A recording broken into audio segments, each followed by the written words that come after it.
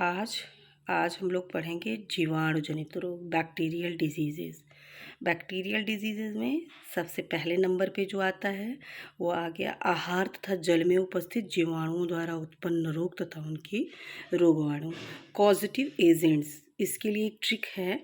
बालों में जटा है, बालों से हो गया बैक्टीरियल डिजीज जैसे जठर शोथ, गैस्ट्रोइंटेराइटिस जो कि साल्मोनेला स्पीसीज के द्वारा होता है, टा से टाइफॉइड, साल्मोनेला टाइफी के द्वारा होता है से हैज़ा जिसे कॉलेरा कहते हैं, ये विब्रियो कॉलेरी के द्वारा होता है। तो अगर ये ट्रिक याद रहेगी, बालों में जटा है तो ये आपकी डिजीज़ कंप्लीट हो जाएंगी कि इसमें कौन कौन से डिजीज़ आते हैं।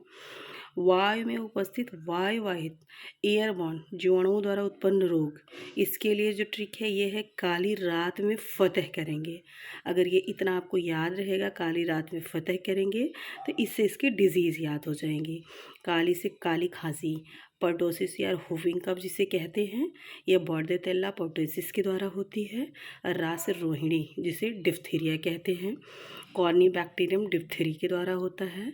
त से तपेदिक जिसे क्षय रोग या ट्यूबरकुलोसिस बोलते हैं, ये माइक्रोबैक्टीरियम ट्यूबरकुलोसिस के द्वारा होता है। और से फुफ्फुसा या न्यूमोनिया, ये होता है स्ट्रेप्टोकोकस न्यूमोनी के द्वारा। और तीसरे नंबर पे आया मृदा, सॉयल में उपस्थित जीवाणुओं द्वारा उत्पन्न रोग, इसके लिए एक ट्रिक दी है। गिट्टी मिट्टी में, तो जाहिर सी बात है जो गिट्टियाँ पाई जाती हैं वो मिट्टी में पाई जाती हैं, तो इससे ये याद रहेगा। ये इसे गिल्टी रोग जिसे एंथ्रेक्स कहते हैं, बैसिलस एंथ्रेसिस के द्वारा होता है।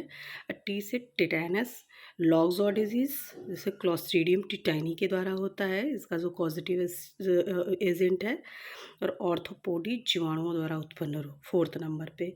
इसमें आता है ताउन, ताउन डिजीज़ आती है, इसे बुबोनिक प्लेग कहते हैं, ये पॉस्टुरेला पेस्टिस के द्वारा होता है।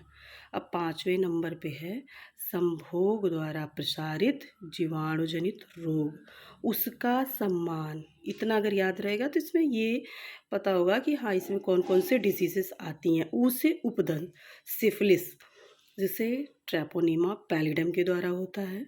स से सुजाक, गोनोरिया निजेरिया, यानी कि इसमें जो कॉजेटिव एजेंट है ये निजेरिया गोनोरी के द्वारा होता है, गोनोरिया।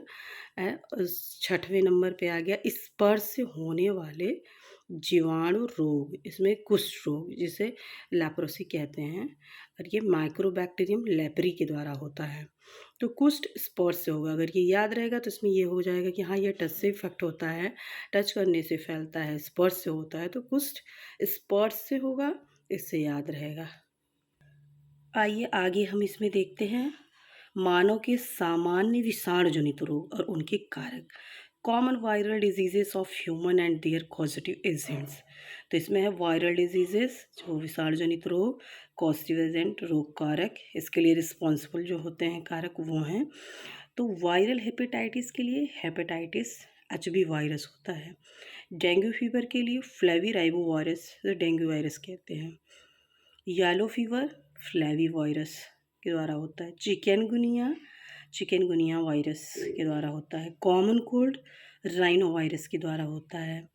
मम्प्स, जो मम्प्स का इन्फेक्शन होता है, ये इन्फेक्शन प्रोग्लॉटिस में होता है, ये पैरामिक्सो वायरस के द्वारा होता है। अब मेजल्स जो होते हैं वो रूबियोला डिजीज़, ये रूबियोला वायरस इसके लिए रिस्पॉन्सिबल होता है। Chicken pox varicella zoster virus होते हैं इसके लिए responsible. Small pox variola virus, और तो पोलियोमाइलिटिस जैसे एंटेरोवायरस या पोलियो वायरस इसके लिए रिस्पॉन्सिबल है। इसके जो होता है इन्फेंटाइल पैरालिसिस काज करता है ये जो पोलियो वायरस होता है। इन्फ्लुएंजा जो होता है ऑर्थोमिक्सो वायरस होता है, इसके लिए रिस्पॉन्सिबल कॉजेटिव एजेंट्स है इसका। और रेबीज़ जो कि हाइड्रोफोबिया है, रेबीज़ लाइजो वायरस इसके लिए रिस्पॉन्सिबल है। एड्स, इसका नाम से ही ये ads acquired immuno deficiency syndrome इसका फुल फॉर्म होता है। और ये जो होता है human immuno deficiency virus responsible होता है। HIV, स्वाइन फ्लू इसके लिए स्वाइन इन्फ्लुएंजा वायरस, इसे शॉर्ट में SIV बोलते हैं, ये होता है इसके लिए रिस्पॉन्सिबल।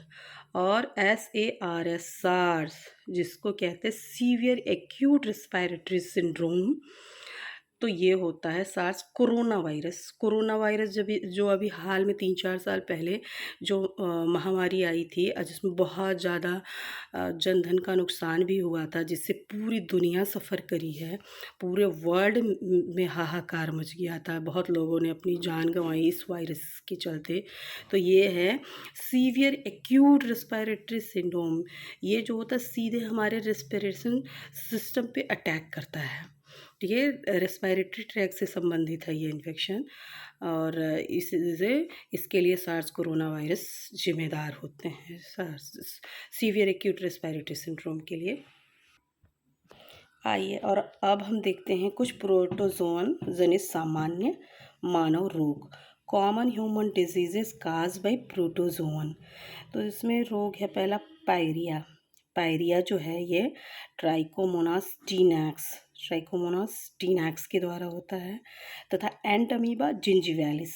इसके लिए दोनों हैं, ये दोनों नाम अगर कोई भी नाम दिया हो पायरिया के लिए, पायरिया काजेस कुछ भी लिखा हो, तो इसमें ये होगा ट्राइकोमोनास टीनैक्स या Entamoeba जिंजीवैलिस।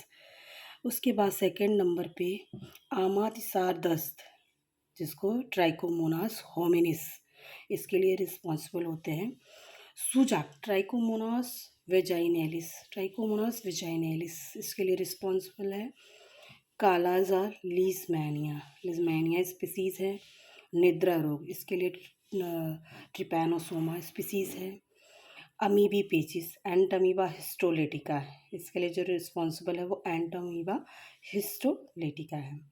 Malaria Plasmodium vivax, malaria के लिए प्लाज्मोडियम वाइवैक्स ये रिस्पॉन्सिबल है।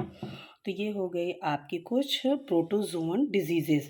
और इन सब के लिए एक जो ट्रिक है जिससे ये ईज़िली याद रहें कि इसमें कौन कौन से डिजीज़ आती हैं, तो इसके लिए अम्मा पक्का आम सामने लाई।